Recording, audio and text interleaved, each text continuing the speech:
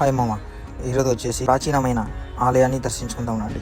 మీరు ఎప్పుడైనా మురుగన్ స్వామి ప్రాచీన ఆలయాన్ని దర్శించుకున్నారా? అది ఎక్కడో లేదు, ఇదే మల్లం సుబ్రహ్మణ్యేశ్వర స్వామి ఆలయం. పురాతన చరిత్రను కలిగి ఉన్న ఈ ప్రసిద్ధ క్షేత్రం భక్తులకు ఎంతో విశిష్టమైనది.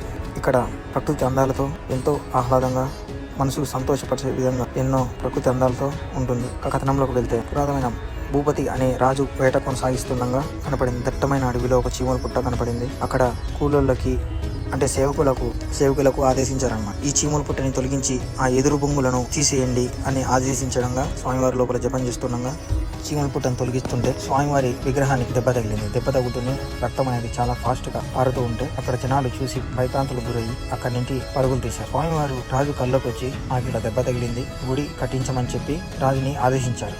అందుకని చెప్పి ఆ రాజు ఎంతో సుందరమైన ఈ గుడిని కట్టించారు. ఇది స్వామివారి చరిత్ర. ఓం శర్వాణం భవాయ నమః. ఇలాంటి మరెన్నో అద్భుతమైన పరిసరాల కోసం నాని ట్రావెల్స్ని ఫాలో చేయండి. Share and subscribe. Thank you.